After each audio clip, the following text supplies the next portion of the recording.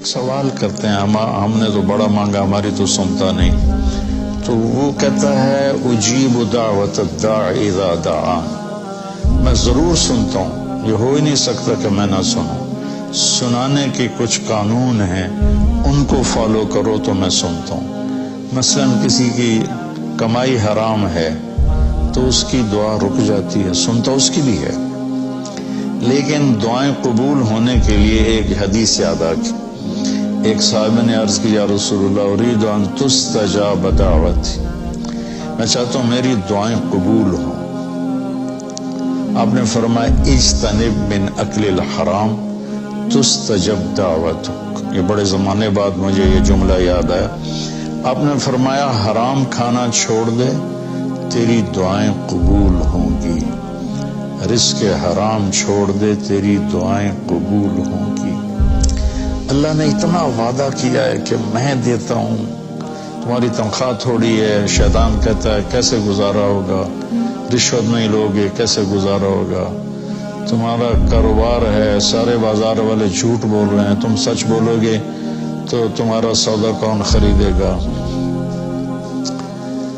تو اس سب کا اللہ نے کہا الحمدللہ رب العالمین، میرے بندو گھبراؤ نہیں، پالنے والا تمہارا اللہ ہے، صرف تمہیں نہیں پالتا، کل کائنات کو پالتا ہے۔ ان اللہ الرزاق ذو القوۃ المتین۔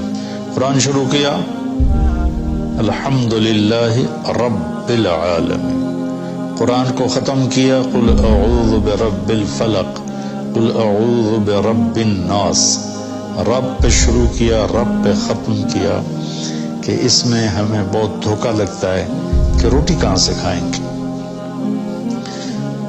بچوں کی فیسیں کہاں سے دیں گے، تو رازق اللہ ہے۔ نماز پڑھو، نفل پڑھو، اور یہ نہ کو میری سنتا نہیں، اللہ کی قسم قبول کرتا ہے اور ضرور قبول کرتا ہے، مصلی نہ چھوڑو، آزماتا ہے۔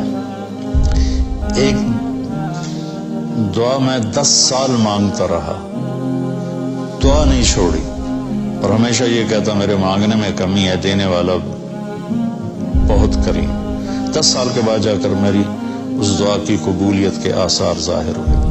ہم 2 منٹ کی مانگتے ہیں اور وہ بھی آنکھیں اوپر ہوتی ہیں اور آمین آمین، اور مولوی صاحب رٹی رٹائی دعا مانگتے ہیں، وہ تو دعا ہی نہیں۔ جو فرضوں کے بعد دعا کی جاتی ہے وہ تو رٹے رٹائے جملے ہیں، دعا کیفیت کو کہتے ہیں، نہ کہ چند الفاظ کو۔ تو رمضان کا استقبال کریں بھائی، کمائی حرام ہے، توبہ، حلال پہ لانے کی کوشش شروع کر دیں، ایک دم تو نہیں لانے کی کوشش شروع کر دیں، صلح کر لیں۔